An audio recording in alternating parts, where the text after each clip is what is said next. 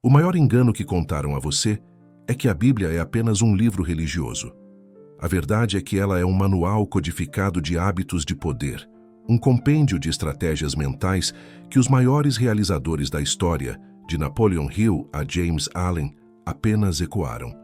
Você foi ensinado a ver a Bíblia como um guia moral distante, mas ela é, na prática, o mapa mais preciso para a prosperidade e a transformação mental. A sua vida atual, a estagnação, a frustração, não é obra do acaso. É o resultado direto dos hábitos que você repete. A gota d'água que fura a rocha não o faz pela força, mas pela constância.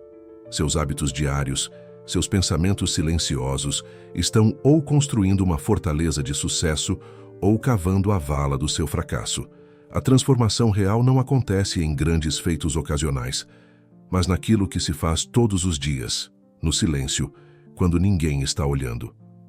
Este não é um vídeo sobre teoria. Nos próximos minutos, vamos dissecar os 12 códigos, os 12 hábitos bíblicos práticos que, quando aplicados com consistência, reprogramam suas crenças limitantes, destravam a abundância e alinham sua mente ao poder divino. O que você está prestes a ouvir não é um sermão. É um chamado à ação porque sua vida muda no instante em que seus hábitos mudam. E os códigos espirituais que vamos revelar são a chave para reescrever seu destino, alinhando mente, corpo e espírito para a plenitude. O primeiro código é o mais fundamental, e é por isso que a maioria falha miseravelmente antes mesmo de começar. A meditação diária na palavra. Em Josué, capítulo 1, versículo 8, a instrução é direta e implacável. Não se aparte da tua boca o livro desta lei. Antes medita nele de dia e de noite, para que tenhas cuidado de fazer conforme tudo quanto nele está escrito, porque então farás prosperar o teu caminho e serás bem-sucedido.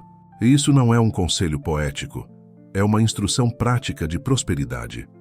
Meditar aqui não significa esvaziar a mente, mas enchê-la com a programação correta.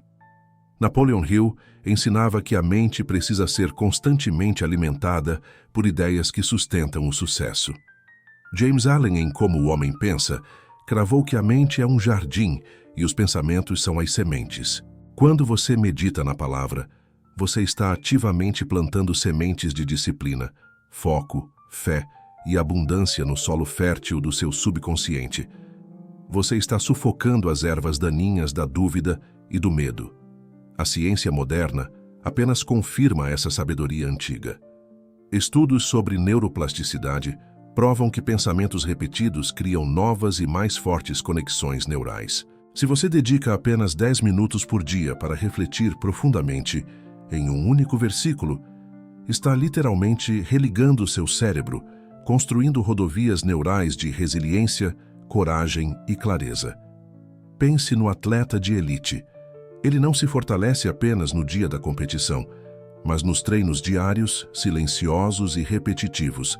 Assim também é a sua mente. Cada vez que você reflete em um versículo, está treinando sua fé para o dia em que precisará dela.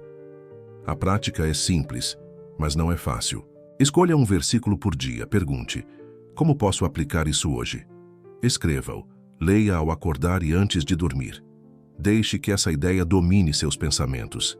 Essa prática é o alicerce inabalável para toda a prosperidade duradoura. Mas de que adianta alimentar a mente se você não sabe como pedir?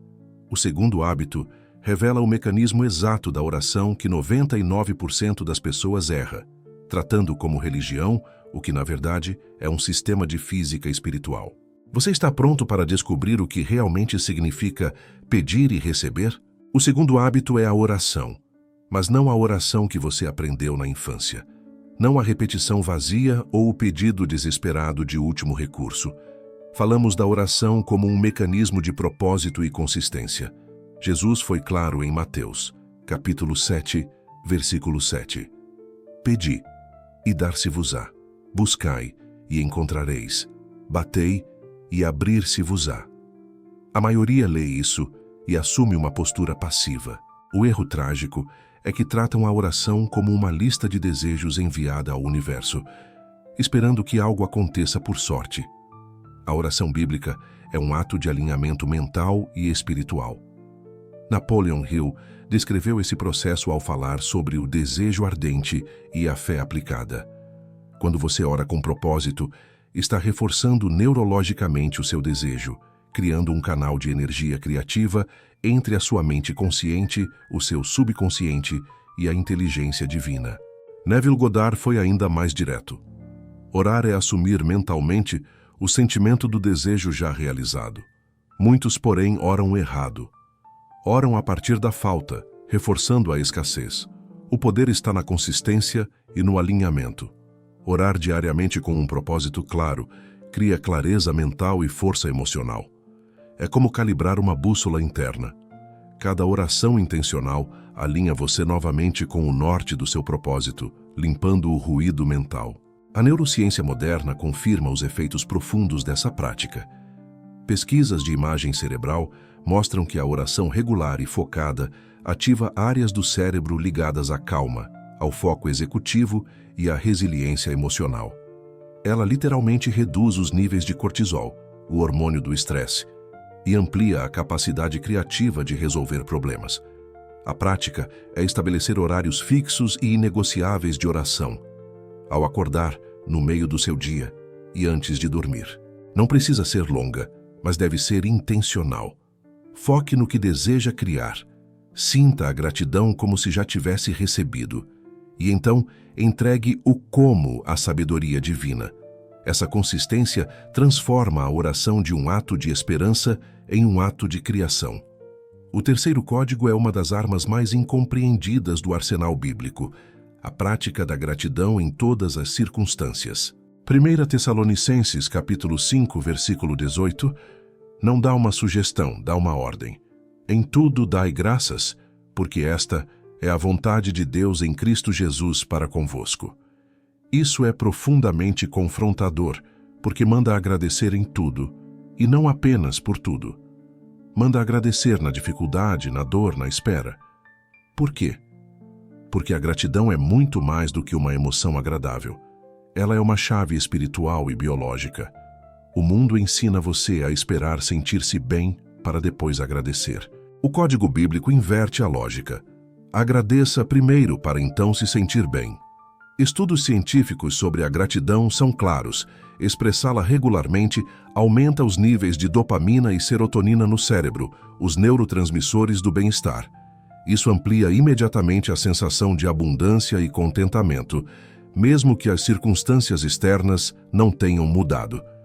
Napoleon Hill escreveu que a atitude mental positiva é indispensável para a prosperidade. James Allen foi mais poético.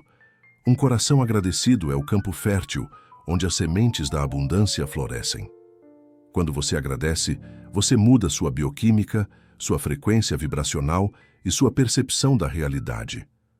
A gratidão é o que abre espaço para mais. É como abrir as janelas de uma casa mofada. A luz e o ar fresco só entram quando há uma abertura. A murmuração e a reclamação fecham essas janelas. A gratidão as escancara. A prática é um exercício diário de guerra mental. Escreva todos os dias, sem falhar, ao menos 3 coisas pelas quais você é genuinamente grato.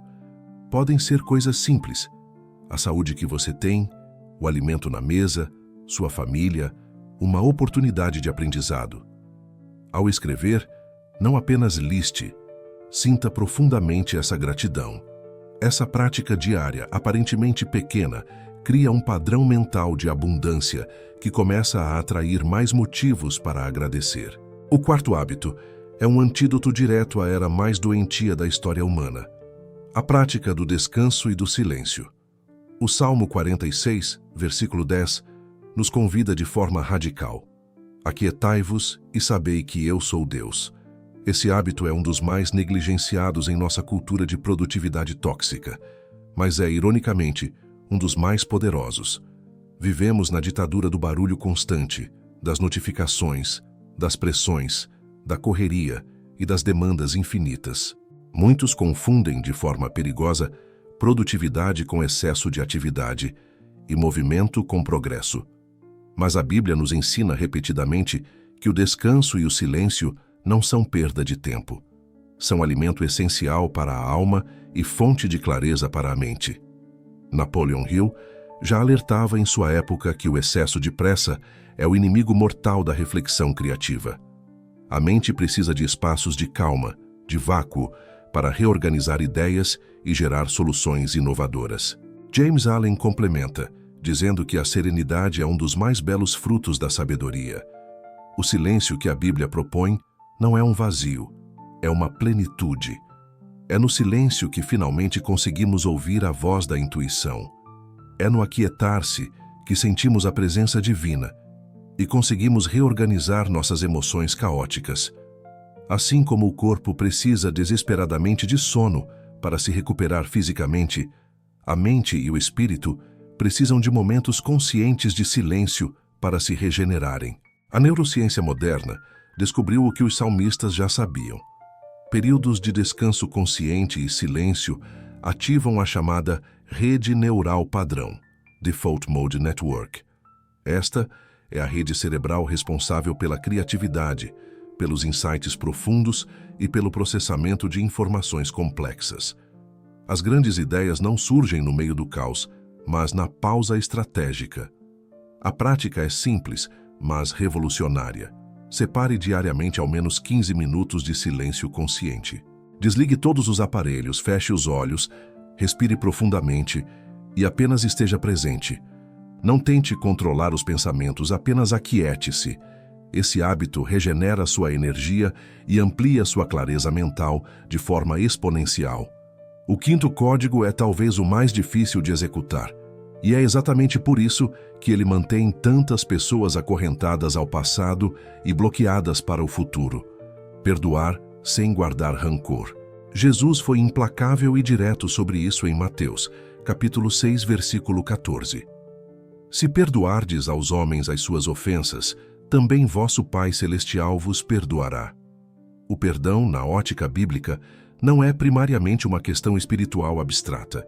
É uma lei emocional e até física. Guardar rancor não é um ato de força, é um ato de autodestruição. Consome uma quantidade imensa de energia vital, prende a mente em ciclos repetitivos de dor e raiva e bloqueia fisicamente o fluxo da abundância. Napoleon Hill foi cirúrgico ao dizer que o ressentimento e o ódio são como um veneno que tomamos esperando que a outra pessoa morra. James Allen reforça essa verdade. Aquele que não perdoa carrega consigo correntes pesadas que o prendem ao passado. A ciência moderna apenas confirma o que a sabedoria antiga já ensinava.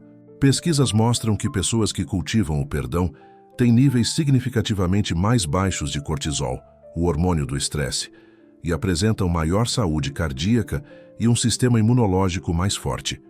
O perdão não liberta o outro, liberta você. Alguém que não perdoa um antigo sócio, um familiar ou um ex-parceiro, permanece revivendo a dor original diariamente, gastando energia mental preciosa que poderia ser usada para criar novas oportunidades e um futuro próspero. Quando você decide perdoar, você não está justificando o erro do outro. Você está se recusando a continuar sendo vítima dele. Você abre espaço mental e emocional para a prosperidade. O exercício prático é doloroso, mas libertador. Escreva o nome da pessoa que você precisa perdoar. Em voz alta, declare: eu te libero e me liberto. Eu escolho viver em paz.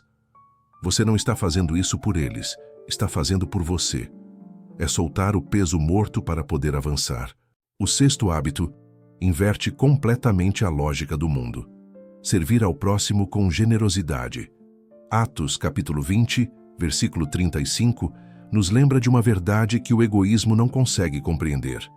Mais bem-aventurada coisa é dar do que receber. A generosidade é um hábito que ativa a lei universal da reciprocidade. Aquele que serve ao próximo, que doa seu tempo, seu conhecimento ou seus recursos, sem a expectativa imediata do retorno, cria uma rede de apoio invisível que, mais cedo ou mais tarde, retorna em forma de abundância multiplicada. O mundo ensina a acumular. O código bíblico ensina a circular. Napoleon Hill falava extensamente sobre a lei da compensação, afirmando que tudo o que damos ao mundo, seja em serviço ou em valor, retorna para nós, muitas vezes de formas inesperadas e ampliadas. James Allen dizia: aquele que vive apenas para si mesmo se apequena, mas aquele que vive para servir se engrandece. A generosidade não é uma perda, é um investimento no nível mais alto. A ciência social confirma isso. Estudos de longo prazo mostram que pessoas consistentemente generosas tendem a viver mais, reportam maior satisfação pessoal e, curiosamente, constroem uma prosperidade financeira mais sólida e sustentável. Um exemplo prático disso são empreendedores que constroem seus negócios focados primeiro em ajudar genuinamente seus clientes e comunidades, sem o foco exclusivo no lucro imediato. Invariavelmente, são esses que criam negócios respeitados, legados duradouros e riqueza sustentável. O foco no serviço atrai o sucesso. A prática é estabelecer um ato de serviço intencional e semanal, mesmo que pareça pequeno. Pode ser ajudar alguém com seu tempo, dar atenção de qualidade, compartilhar uma palavra de encorajamento ou fazer uma doação. A energia da generosidade abre portas que o egoísmo jamais conseguirá sequer enxergar. Quando você serve, você está sinalizando ao universo que você é um canal de abundância e não um beco sem saída. O 7º código é o controle absoluto da sua ferramenta mais poderosa e, ao mesmo tempo, mais perigosa: a palavra. Filipenses, capítulo 2, versículo 14, orienta de forma direta: fazei tudo sem murmurações nem contendas. A Bíblia, do início ao fim, revela o poder criativo e destrutivo das palavras. Murmurar é o ato de reclamar, é declarar constantemente, em voz alta ou em pensamento, o que não funciona, o que está errado, o que falta. Ao fazer isso, você está criando uma frequência vibracional de escassez. Você está programando sua realidade para o fracasso. Napoleon Hill foi enfático ao dizer que as palavras são instrumentos de programação mental. O seu subconsciente é um servo obediente. Ele registra tudo o que você repete com frequência e emoção. Reclamar é, literalmente, repetir ordens de fracasso para si mesmo. James Allen afirmava: as palavras são sementes. Inevitavelmente, colhemos os frutos daquilo que falamos. Se você planta sementes de reclamação, colherá uma vida de frustração. A neurociência moderna confirma isso. Focar em frases negativas libera substâncias químicas no cérebro que reforçam o estresse, o pessimismo e a paralisia. Por outro lado, palavras positivas e construtivas ampliam o foco, a criatividade e a capacidade de solução de problemas. Em termos práticos, empresas com uma cultura de reclamação interna perdem produtividade e inovação. Famílias que vivem murmurando cultivam um ambiente de tensão constante. Em contraste, ambientes onde as palavras são usadas para construir, encorajar e afirmar, florescem. O exercício é um desafio de 7 dias. Policie sua fala. Sempre que sentir a vontade de reclamar, pare. Substitua a reclamação por uma afirmação construtiva ou pelo silêncio. Em vez de dizer "estou exausto dessa vida", diga "estou no processo de aprender a criar uma vida com mais energia e propósito". Suas palavras não descrevem sua realidade, elas a constroem. O 8º e o 9º hábitos são a dupla inseparável da realização. Viver com propósito definido e cultivar a disciplina nos pequenos detalhes. Provérbios, capítulo 29, versículo 18, declara uma verdade fatal: onde não há visão, o povo perece. O propósito é o norte da sua vida. É o seu porquê.